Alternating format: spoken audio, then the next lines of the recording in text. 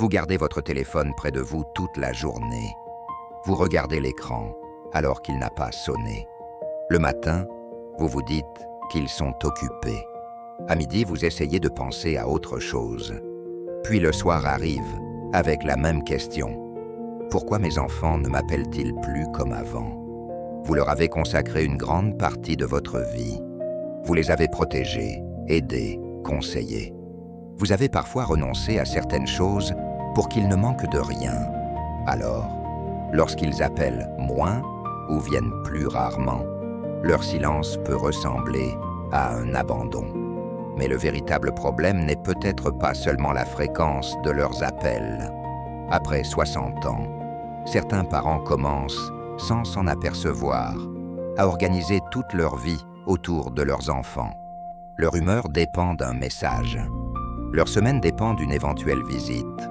Leur sentiment d'être encore important dépend de la place qu'on leur accorde. Et plus cette attente devient forte, plus elle finit par peser sur la relation. Dans cette vidéo, nous allons voir comment reconnaître cette dépendance silencieuse. Nous allons comprendre pourquoi elle apparaît souvent après la retraite. Nous verrons aussi comment certaines réactions peuvent éloigner les enfants, alors qu'on cherche justement à les rapprocher. Mais surtout, nous allons voir comment reprendre votre vie sans rompre le lien avec eux. Car reprendre votre place ne signifie pas aimer vos enfants moins. Cela peut rendre votre relation plus simple, plus légère et plus sincère.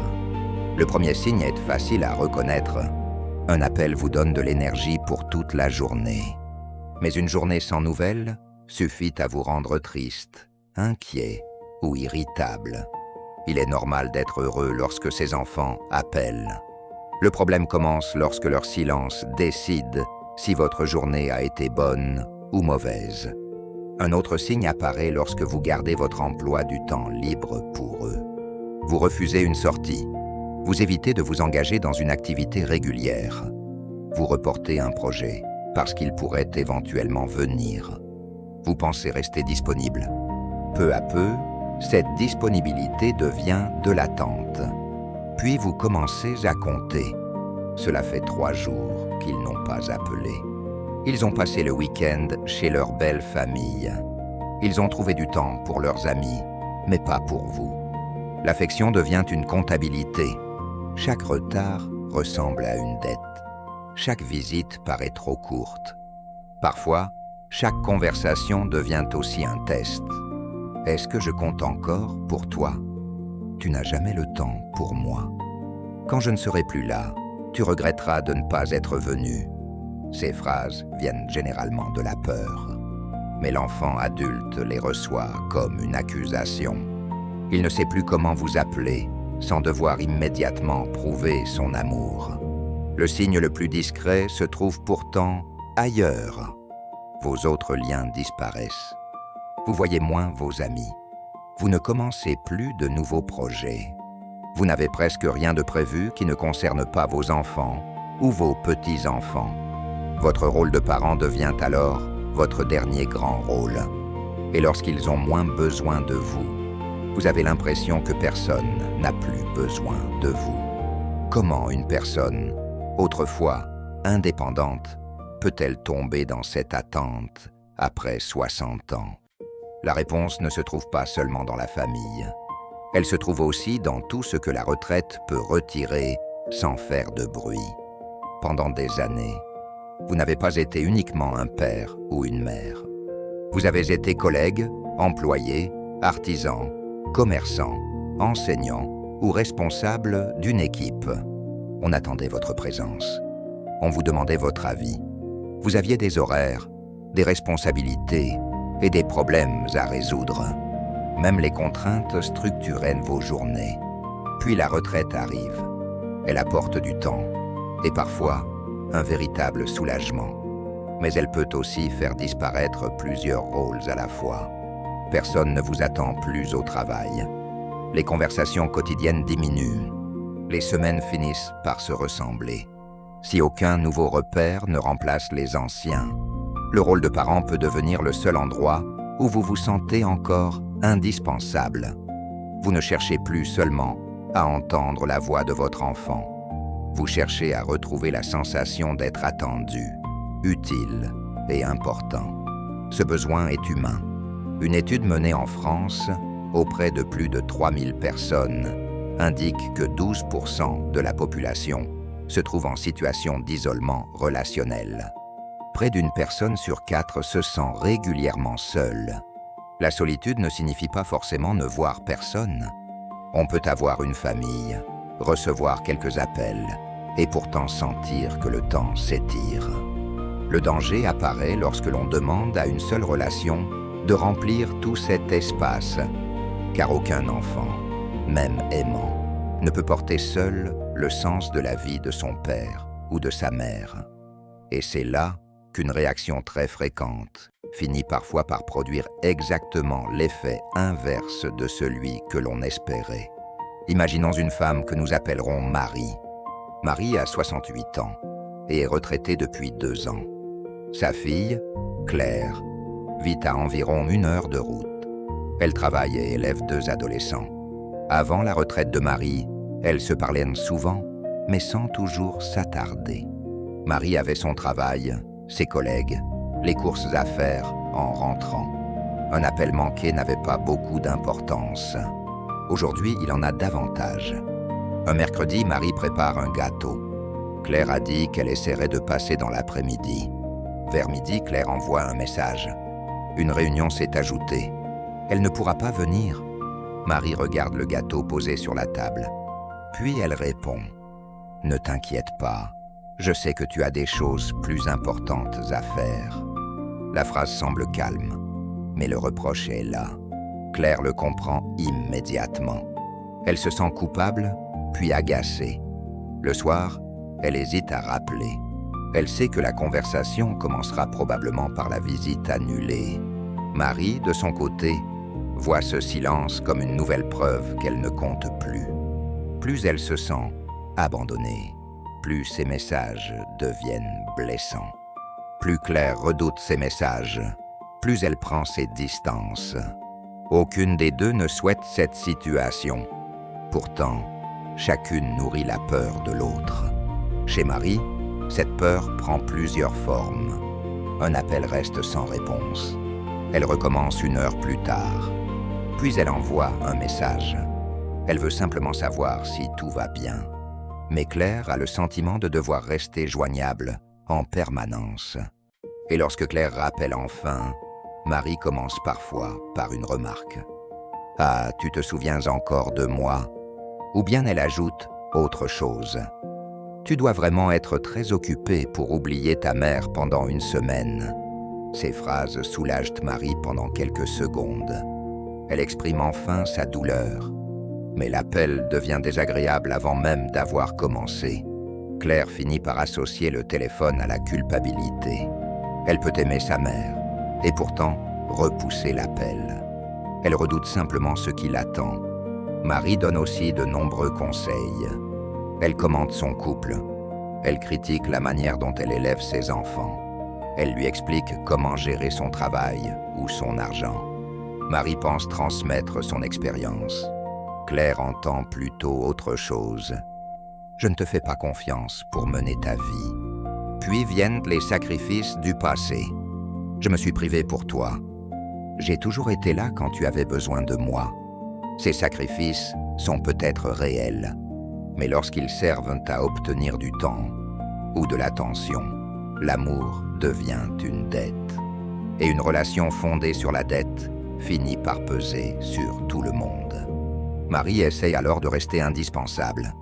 Elle propose son aide avant qu'on la lui demande. Elle accepte tout. Elle annule ses propres projets. Elle espère qu'en étant toujours disponible, Claire continuera à avoir besoin d'elle. Mais un enfant adulte n'a plus besoin de ses parents comme à 10 ans. Cela ne veut pas dire qu'il n'a plus besoin de leur affection. Cela signifie que le lien doit évoluer. La relation ne peut plus reposer uniquement sur ce que le parent fait pour l'enfant. Elle doit aussi reposer sur ce que 2 adultes choisissent de partager. Il faut cependant rester juste. Toutes les distances ne se ressemblent pas. et elles ne sont pas toutes provoquées par les parents. Parfois, votre enfant est simplement débordé. Il travaille. Il élève peut-être ses propres enfants. Il traverse une période compliquée. Il ne téléphone pas souvent, mais répond lorsqu'il le peut. Il reste présent dans les moments importants. Il vous parle avec respect. Dans ce cas, la fréquence des appels n'est peut-être pas la meilleure mesure de son affection. Le problème vient surtout de l'incertitude. Vous ne savez jamais quand il appellera. Vous passez donc beaucoup de temps à attendre. Trouver ensemble un rythme réaliste peut déjà changer beaucoup de choses. Dans d'autres familles, l'enfant essaye de poser une limite. Peut-être estime-t-il que vous intervenez trop dans son couple ou dans l'éducation de ses enfants. Peut-être redoute-t-il vos critiques. Peut-être souhaite-t-il simplement que vous appeliez moins souvent. Une limite n'est pas nécessairement un rejet. Elle peut être une tentative de préserver une relation devenue trop tendue. La question utile n'est alors pas la suivante. Pourquoi veux-tu m'écarter? Une autre question peut ouvrir la discussion. Qu'est-ce qui rend nos échanges difficiles pour toi? La réponse peut être pénible à entendre, mais elle peut aussi permettre de repartir sur de meilleures bases. Il existe enfin des situations où l'enfant manque réellement de respect. Il n'appelle que lorsqu'il a besoin d'argent. Il insulte, menace ou cherche à contrôler vos décisions. Dans ce cas, donner davantage ne le rapprochera pas. Il faut poser des limites claires. Et si la situation devient grave, il faut demander l'aide d'une personne de confiance ou d'un professionnel. Aimer son enfant ne signifie pas accepter tous ses comportements. Mais dans beaucoup de familles, la situation est moins nette. Il existe de l'amour, mais aussi de mauvaises habitudes. Il existe de l'attachement, mais aussi de la fatigue.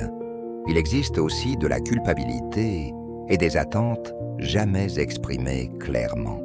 Alors, comment reprendre votre vie sans tourner le dos à votre famille? Le premier changement ne consiste pas à appeler moins pour punir vos enfants. Il consiste à ne plus mesurer leur amour uniquement au nombre d'appels. Demandez-vous plutôt si vos échanges sont sincères. Demandez-vous si votre enfant vous traite avec respect. Demandez-vous si vous pouvez partager un moment agréable sans commencer par tout ce qu'il n'a pas fait. Une relation peut être importante sans être quotidienne. Ensuite, regardez votre semaine. Combien de moments vous appartiennent réellement? Pas des heures passées à attendre. Pas des créneaux laissés libres au cas où quelqu'un viendrait. De vrais rendez-vous avec votre propre vie. Une promenade avec un voisin. Un café avec une ancienne collègue. Une activité associative. Un cours. Une visite à la bibliothèque. Quelques heures de bénévolat. Il ne s'agit pas de remplir votre calendrier pour fuir la solitude. Il s'agit de remettre dans vos journées des choses qui ne dépendent pas d'un message. Une activité régulière donne une forme à la semaine. Elle vous rappelle que votre journée ne commence pas lorsque le téléphone sonne. Puis vient la question du contact. Au lieu d'attendre sans savoir, vous pouvez proposer un repère simple. Par exemple, vous pouvez formuler votre besoin ainsi. J'aimerais que nous trouvions un moment régulier pour nous parler. Pas pour t'imposer une obligation, mais pour éviter que nous nous appelions toujours au mauvais moment. Ce sera peut-être un appel le dimanche, un déjeuner chaque mois, quelques messages courts pendant la semaine, puis une conversation plus longue lorsque chacun est disponible. Ce rythme ne remplace pas la spontanéité. Il réduit simplement l'attente, les appels manqués et les interprétations douloureuses. Mais le changement le plus visible se joue parfois dans la première phrase. Au lieu de dire une phrase accusatrice, vous pouvez commencer autrement. Tu ne m'appelles jamais. Essayez plutôt une phrase plus ouverte. Cela me fait plaisir de t'entendre. Comment vas-tu? Vous n'avez pas besoin de cacher ce que vous ressentez. Vous pouvez dire ce dont vous avez besoin. J'aimerais que nous nous parlions un peu plus souvent. Cette phrase ouvre une discussion. Tu m'abandonnes, oblige l'autre à se défendre. Peu à peu, reconstruisez aussi une vie que vous aurez envie de raconter. Lorsque toutes vos journées sont consacrées à attendre, vos conversations tournent forcément autour de cette attente. Mais lorsque vous sortez, apprenez quelque chose ou rencontrez de nouvelles personnes, les échanges changent. Vous pouvez raconter une promenade. Vous pouvez parler d'un livre. Vous pouvez raconter une rencontre. Vous pouvez partager un projet. Votre enfant n'est plus seulement la personne dont vous attendez quelque chose. Il devient quelqu'un avec qui vous partagez ce que vous vivez. Il faut également être prudent avec l'argent. Aider ses enfants peut être un geste généreux, mais donner dans l'espoir d'obtenir davantage de visites crée presque toujours de la déception. Ne payez pas pour rester nécessaire. N'utilisez pas non plus l'héritage comme une menace. L'attention obtenue par l'argent ou par la peur n'apporte jamais la sécurité recherchée. Revenons à Marie. Elle n'a pas décidé de punir Claire en cessant de répondre. Elle ne s'est pas non plus transformée du jour au lendemain. La première semaine, elle a simplement accepté un déjeuner avec une ancienne collègue. Elle avait refusé les 2 invitations précédentes en disant qu'elle n'était pas disponible. En réalité, elle gardait ses après-midi libres au cas où Claire passerait. Puis elle s'est inscrite à une activité le mardi matin. Au début, elle consultait encore son téléphone plusieurs fois pendant la séance. Mais elle y est retournée la semaine suivante. Avec Claire, elle a proposé un appel plus long le dimanche soir. Pas un contrat rigide, seulement un repère. Et surtout, elle a changé sa première phrase. Au lieu de commencer par un reproche, elle répondait autrement. « Enfin, tu te souviens de moi ?» Elle a remplacé cette phrase par une autre. « Je suis contente de t'entendre, j'ai quelque chose à te raconter. » La relation n'est pas devenue parfaite. Claire restait occupée. Elle annulait encore parfois une visite. Marie était encore déçue. Mais chaque conversation ne devait plus porter toute sa solitude. Marie a compris qu'elle n'avait pas à choisir entre sa fille et sa propre vie. En reprenant sa vie, elle ne s'éloignait pas de sa famille. Elle cessait simplement de rester immobile en l'attendant. Vos enfants ont leur propre vie. Ils ont leurs responsabilités. Ils ont leurs inquiétudes. Et parfois, ils ont aussi leurs propres blessures. Le fait qu'ils soient moins présents qu'autrefois ne signifie pas toujours qu'ils ont cessé de vous aimer. Mais votre place dans leur vie ne doit pas vous obliger à abandonner la vôtre. Vous êtes toujours un parent, mais vous êtes aussi une personne avec des capacités. Vous avez encore des envies, vous avez encore des relations, et vous avez du temps qui vous appartient. Vous avez le droit de demander davantage de contact. Vous avez le droit d'attendre du respect. Mais vos enfants ne peuvent pas porter seuls votre bonheur. Reprendre votre vie ne signifie pas les aimer moins.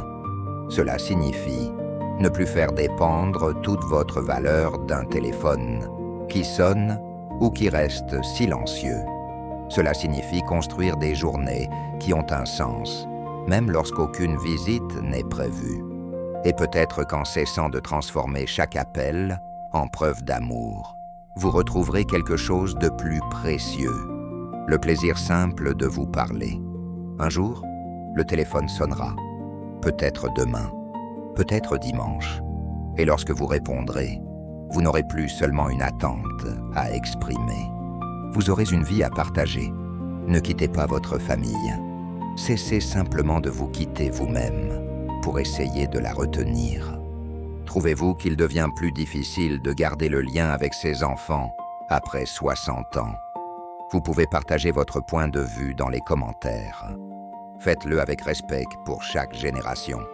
Et si vous souhaitez mieux comprendre les changements de la vie après 60 ans, abonnez-vous à Après 60.